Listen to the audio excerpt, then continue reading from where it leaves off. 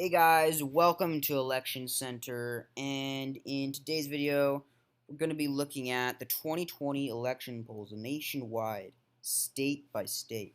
And before we move on, I just want to let you guys know that if you're into this type of thing, you're into elections, you're into electoral maps, you're into polls, right? This is the channel for you. You should definitely subscribe to my channel because I'm all about that type of thing. That's the type of content I make. You guys are going to have a great time watching my videos, and I'm going to hope to see you coming back to my videos, and I'm going to hope to see you coming back as a subscriber. Anyway, I hope to see you around, hope you subscribe, and let's just jump into it now. So let's move on to the first state, Alabama. 55 points for Trump, 41 points for Joe Biden. That's a 3-point spread. So in the South, I just want to say, we have sort of the rising Democratic South, with a lot of these southern states trending from red to Democrat. So we have Texas, Georgia, everyone's talking about those states, and then to a lesser extent, Mississippi and South Carolina. It's not obvious to me whether or not Alabama's doing this. It's just my hunch that it's not jumping on the bandwagon of these shifting Democratic states, and that's pretty evident in the polling. I think on election day it's going to be Joe Biden maybe 40%, a little bit under, to close to 60% for Trump. Anyway, that's Alabama. Alaska, it's a 3-point spread. We'd expect this to be solid red, right? I do want to point out Nate Silver said that the polling in Alaska tends to have the Democrats over represented, I guess, doing overly well in the polls, and that doesn't really hold up on election day, I guess. Even that being said, we're seeing a mere 3-point spread in Alaska, which is supposed to be safe red or likely red. It would be cool to see if the Democrats can actually pull this off. I think it's going to go to Donald Trump, though, in all likelihood. Let's be real, right? Probably by more than 3 points, too. He's probably going to get in the mid-50s. Joe Biden maybe in the mid-40s, probably less. Arizona, a battleground state that's gone red for years, red for decades, and it's finally going blue. It's probably going to go blue this time. Democrats thought they could pull it off in 2016. It didn't go that way. But it looks like 2020 is going to be the year where it happens. They've got a 3-point spread. It's been gradually trending that way, right? It's probably going to go to the Democrats. And we're seeing this state that's gone red for years gradually making a shift. And it looks like this is going to mark that switch from red to blue. Arkansas. What happened here, right? That's what people are saying. A mere 2-point spread in Arkansas. I'm going to be real with you guys. I feel like this is off. I feel like this poll is off. I think maybe it's a bit closer than normal, right? I think the election in Arkansas is going to be a bit closer than normal, but 45 to 47, that's too close, right? Now, what I can see maybe happening is Joe Biden gets like 44, and then that undecided vote all goes to Trump, and he gets like 55 or 56, 1% third party, who knows. But anyway, 47 to 45, probably not going to be the result on election day, but it's interesting nonetheless. California, safe Democratic territory, 55 electoral votes. Democrats have quite an electoral advantage in this country. They can control California, 55 electoral votes. Illinois, 20 electoral votes. New York, 29 electoral votes. These are huge states in terms of their electoral vote numbers that aren't even competitive for the Republicans. And it's just, it goes to show Democrats have a huge electoral vote advantage in this country. Colorado, this is my term for it. Ex-battleground, an ex-battleground state.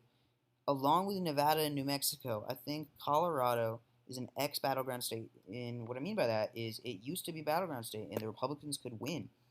But at this point, it's really just another Democratic state.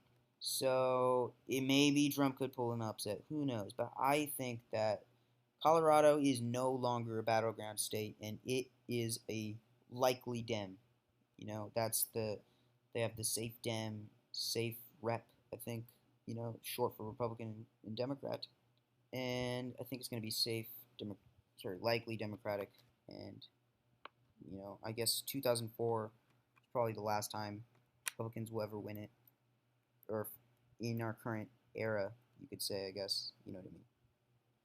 Moving on along, Connecticut, just another New England state that tends to be safe Democratic. There is a certain type of Republican, I think, that can do well in these New England states. But a Republican like Trump is going to lose in these landslide sort of victories for the Democrats by big margins, like 23 points, like we're seeing here. So it's 56% to 33% in favor of Joe Biden over Donald Trump in Connecticut. Delaware, the election center estimate, right? If I can't find really significant polling data for a state, or what I guess really, if I find a poll, I'll use it.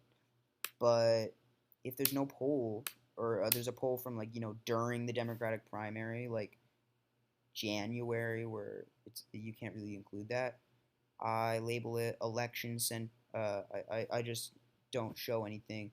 I add my own estimate for what the polling data would be right now if there was polls, and I'm projecting 60 to 35 margin. Washington D.C., no one bothers to poll here, right? Democrats have always won practically with over 90%. Republicans never stand a chance here. If there was a poll done, I think it'd be something like this, 93 to 3. Florida. That's what we hear, almost every election cycle is, Florida. It's one of the most talked about, discussed states, and it's always one of the closest states. We're seeing a 6-point spread. Not great news for Donald Trump. I'm just going to say it, How much of a chance does Donald Trump have to win the election when he's behind 6 points in a state like Florida, right? So it's just part of the picture of Donald Trump's, he actually has kind of poor election chances right now. Georgia, the shifting parts of the South that are shifting from Republican to Democrat. Georgia is, along with Texas, the two main states doing that, and then to a lesser extent, I keep on saying, Mississippi and South Carolina. I don't know about the others, but that's a 2-point lead for Joe Biden. Really, that's going to be a blow for Republicans if they lose Georgia. Hawaii, no polling data here. I decided if there was a poll, it'd probably be 60 to 25. Idaho, another situation, 58 to 25. You guys can agree, right? This is pretty realistic. 33-point spread for Trump. If he gets like 60%, normally we have that 2% of people who will support him undecided. I am basically taking what the percentage will be and then taking away some of those undecided votes to get these types of hypothetical poll numbers, right? Little graphical error in Illinois. Oh boy. No polling data here. Interesting thing about Illinois, I mentioned this in my last video. Chicago has all the power in Illinois in terms of determining who wins. Republicans are able to get 40%, but because of Chicago, Democrats always win. And if it weren't for Chicago, it'd probably be more of a red state. But we're going to see that going to Joe Biden by a pretty large margin. And I think if there was a poll there, it'd look something like this because of those reasons. Indiana. Democrats can win in here. They proved it in 2008, right? Obama won over McCain. It was kind of a upset, I believe. It was by the tiniest of margins, but it can happen. And I discussed in my last video, by the way. You guys should check that out. I'm going to put a link in the description. If you guys like this video, you're probably going to like that video, right? It is a very interesting video. It's about what I think the different scenarios for the 2020 election could be. The landslide election, the electoral shift election. I'm not going to spoil it all. If you guys want to go check that out, I'll put a link in the description. Hope you guys have a good time watching that, but don't go yet. So, 10-point spread in Indiana, I think, in favor of Trump. Yeah, 10-point spread in Indiana. Iowa went to Trump by over 9 points in 2016. That's going to him by less than 1%. Something crazy, like 0.3% or something. Yeah, I'm pretty sure that meant that number. Sounds familiar. 0.3%, I think. That's bad news for Donald Trump, even though it's not the biggest of electoral prizes. It's painting a picture of what's going on in other states, such as Florida. Anyway, went to Trump by over 9 points. He's now losing. Sorry, he's barely winning in Iowa. Kansas, No surprise here. I think these numbers are a little generous to Joe Biden. He'll probably get a little less than 40%. And that undecided vote, of course, is going to go way down, probably mostly in favor of Trump. Anyway, this is the polling data in Kansas, a 9-point spread for Donald Trump. Kentucky, sort of a part of the South that doesn't seem like it's shifting much in favor of the Democrats, unlike Texas, Georgia, Mississippi, South Carolina. These are going, pretty much to the Republicans still. 17-point spread in favor of Donald Trump. Louisiana, no real polling data here, but this is probably what we'd see if there's a poll. 55 to 35 in the general election result. Republican Trump will probably get a bit under 60%. Joe Biden maybe a bit over 40%. But we got to take 10% of people who are saying not either committed to a candidate at this time or the small amount who are voting third party. This is probably what a poll would look like. 20-point spread for Donald Trump. Maine. Along with New Hampshire, Maine is one of those New England states that can actually go Republican, and it's normally quite narrow. Trump picked up an electoral vote in Maine's 2nd congressional district in 2016. I think he will, contrary to what a lot of other people are thinking, I think Donald Trump is going to lose that 2nd congressional district. I think Trump will lose it. I think that's part of the group of areas that narrowly voted for Donald Trump in 2016 that are just going to revert back. I don't think that Donald Trump's going to make permanent progress here. He won Michigan barely. Now he's losing over 10 points. And, we saw a 3-point spread in Maine in 2016. Now Joe Biden's got an 11-point lead in the polls. Of course, we have 5% undecided. Maybe that could go to Trump, but that's what we're seeing here. And remember, Joe Biden's over that 50% threshold by some 3%. 53%. If Trump got all the remaining vote and that 53% was accurate, it'd still be a 6-point spread. So bigger than 2016, it was a 3-point spread. Maryland, we have 24 points in favor of Joe Biden. This is quite a safe Democratic state, right? Almost 60% for Joe Biden, even with the undecided people in there. So safe blue in Maryland. Michigan, oh crap, 10-point lead for Joe Biden here in Michigan. 10-point lead for Joe Biden in Michigan when Trump narrowly won it in 2016. Part of these ominous signs for Donald Trump in the 2020 election, things are not looking good for Donald Trump right now. And if he's losing these states, Michigan, Georgia, possibly Texas, Ohio, barely winning Iowa, losing Michigan, what chance does he have, right? I'm just going to say it. What chance does Donald Trump have? He has really low odds right now. That's just the honest truth. I don't know if you like him. I don't know if you dislike him. Don't know if you love him. Don't know if you hate him. But that's an objective fact. Donald Trump is not faring well right now in the 2020 landscape. Probably a number of reasons for this. His approval rating is kind of bad in the low 40s. Pretty big spread in terms of approval versus disapproval. So bad net approval, really. And people don't approve of his handling of the coronavirus. If you look at the polling data, public opinion polling, they're not approving of his, handling of the riots and also of the peaceful protests, So, yeah, Donald Trump's not faring well in the 2016 election. This is evidence of that. Minnesota, 16-point spread for Joe Biden with none of the vote undecided. What the heck, right? When I first saw this, that was my thought process. What the heck? Trump came so close to winning it in 2016, and now Biden, 58 to 42, no undecided. That's wild, right?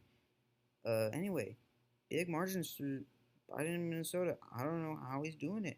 I guess Trump is just at a low point in the 2020 election right now, and this is more evidence of that. Mississippi, we're seeing a mere 10-point spread in favor of Donald Trump. It shows Mississippi and South Carolina are shifting to a lesser extent. And, I know we saw a 2-point spread in Arkansas. So, maybe Arkansas is shifting too. But I feel like, that poll was pretty off. and in 2016, Arkansas was not close. But anyway, relatively close considering Mississippi's a red state. Moving on to Missouri, a 2% spread for Donald Trump. Now, I was surprised when I first saw this, and or I think a lot of others, right? But then I was like, oh, wait, that makes sense, right? Then I realized, okay, that's not that weird. That's not that crazy. We seem to forget Missouri's been competitive actually for a while.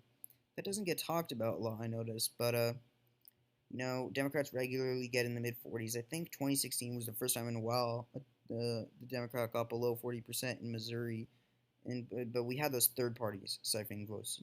Gary Johnson, Joe Stein, siphoning a few percent from both candidates. Anyway, this is closer than I would expect, but it's no huge shock. Democrats could win it. I think it's going to go Trump at the end of the day, but this is pretty relatively interesting news, I guess. I would call this interesting. Not a major surprise, but interesting. Anyway, moving on to Montana, Democrats do well, actually, in a lot of the statewide elections in Montana. I said in my last video, in Montana, I was talking about how in a landslide scenario, I think Democrats would win it. And in a lot of these statewide elections, Democrats fare pretty well. But for some reason, in the presidential elections, Republicans win by big margins, and we're seeing that in this polling data. 14% in favor of the Republicans, 52% to 38%. You know what? If you guys want to let me know in the comments what your theory is, why there's such disparity in Montana between the presidential elections and other statewide elections in Montana. I'm actually really interested in hearing your guys' thoughts about this. Have some theories of my own, but probably touch on those in another video, and I'd love to hear you guys' thoughts. Maybe I'll chat with you guys in the comments. Anyway, moving on to Nebraska, Democrats can sometimes win that second congressional district, but overall in this state, Republicans win big, right? That's why I said in my last video, in a landslide scenario, Democrats, they'd win that second congressional district, but not statewide. A lot of people think that maybe Nebraska technically could go blue. I think it's almost just a safe red state with one little oddity, which is that in the second congressional district, they tend to vote Democratic. And as you can see, this is not actual polling data, right? But this is what I think a poll would look like in Nebraska right now. And by the way, I'm not sure if I already explained how I did that, but I'm not pulling my predictions out of thin air. I'm pretty informed about how to make those types of predictions. Anyway, Nevada, an ex-battleground state, right? It's a 9-point spread in favor of the Democrats, and it used to be a battleground. It's slipping from the Republicans. So yeah, that's an ex-battleground state. I kind of touched up on this, I think, with Colorado a little bit. It sort of falls into the same category, an ex-battleground state trending in favor of the Democrats. New Hampshire, that was close in 2016, but now it's sort of reverted to the mean. It's an 8-point spread in favor of Joe Biden, 50% to 42%.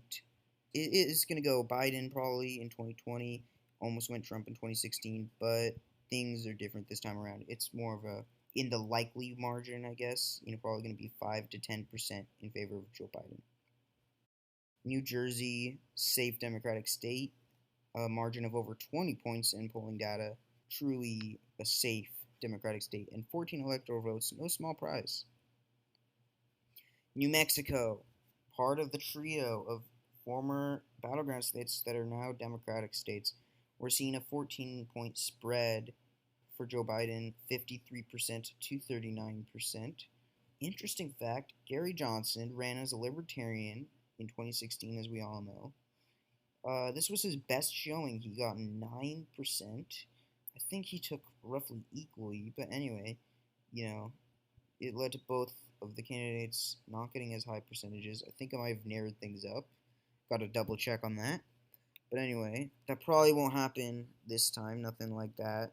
Not as big third parties, and Joe Jorgensen, the Libertarian, is obviously not from New Mexico. They don't have that home state appeal. So, yeah, this is in the safe Democratic column, but it's a former battleground state.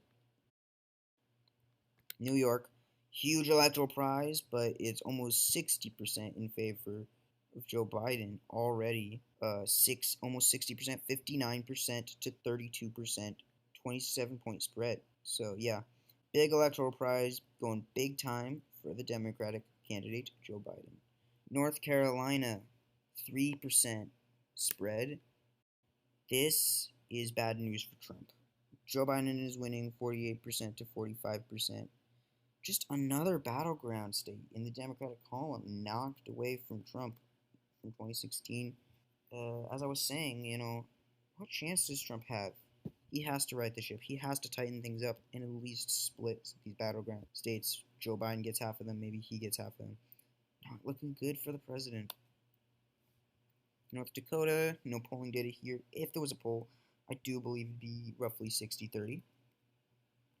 Ohio, yep, Trump won by 9 points in 2016, and that's going 2% in favor of Joe Biden, or 2% more for Joe Biden.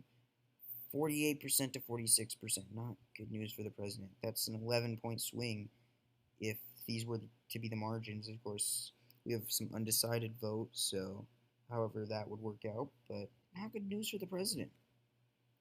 Oklahoma, almost a 20-point margin in favor of President Donald Trump, 19%, 55% to 36%. So yeah, that's safe red, right? Safe red. Oregon. So obviously there's no polling data here yet, at least, as you can see by the election center estimate asterisk. But 55% to 35%, a 20-point spread. I've talked about how it might be trending red, but it doesn't look like 2020 is the year for it to go red or even get closer to being red. Certainly, I never thought it was going to go red, but maybe a little bit more red. But it looks like 2020 is not the year where that's going to happen, if it is going to happen ever.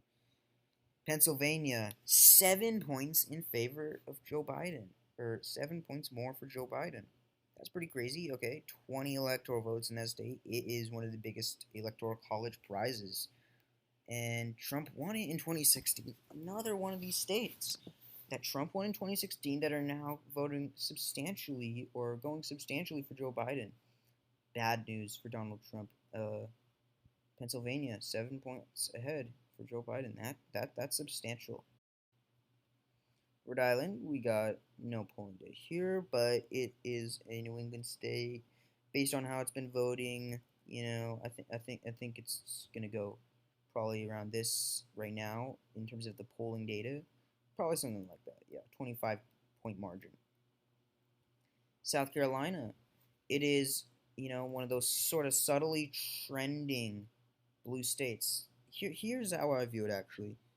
Mississippi and South Carolina it's almost like they're a generation behind Texas and Georgia in terms of the transition, right? They're an election behind, So I think South Carolina and Mississippi, maybe they're gonna be like in 2020 how Texas and Georgia were in 2016. Texas and Georgia in 2016 were kind of more in favor of the Republicans to an extent.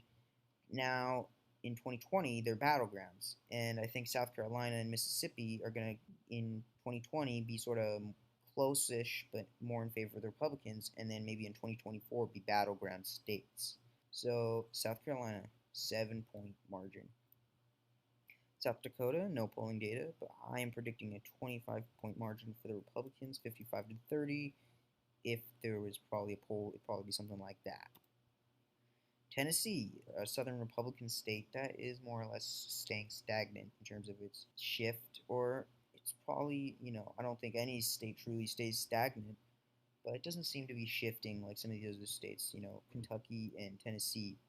It's 11 points in favor of Trump. We see Biden over the 40% mark, but so that's something, but probably, going to go to the GOP by a wide margin. Texas, we see Biden narrowly winning in Texas. 38 electoral votes, the second largest state in the union in terms of electoral votes, narrowly going to Biden. And, probably tomorrow, who knows, it could be narrowly in favor of Trump. But basically, it's tied in Texas when Trump won it by over 9 points. in 2016, and it was a red state for the longest time. And it's going maybe blue now. Who knows? But I think in 2020 it's going to go red narrowly. In 2024, who knows? It's probably going to go Democrat actually, based on his current trajectory. Anyway, that's Texas, right? Grim chances of re-election for Donald Trump.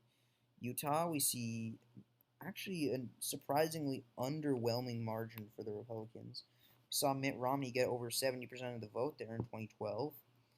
Donald Trump sort of let that drop to 55%. We got to remember in 2016, there was Evan McMullin turned Utah into a three-way race. So he siphoned a lot of votes, right? But still, I think if you added the amount of votes that Trump would have gotten from McMullin if McMullin had not run, he still would have underperformed compared to Mitt Romney. And we're seeing him only 46% right now, ahead of Joe Biden. But there's that many undecided people. Wow, undecided voters in Utah. That's the Utah polling data. Trump actually having a surprisingly small lead of only 7 points. Vermont, no polling data there, but I'm predicting it'd probably be a 25-point margin in favor of Joe Biden if there was a poll or multiple polls, a polling average. So yeah, 3 electoral votes probably going to go to the Democrats by a fairly wide margin. Virginia, it's one of the southern states that actually is already Democratic. We have North Carolina, consistently a battleground state, and then Virginia, it's almost like an ex-battleground state, I guess, of its own.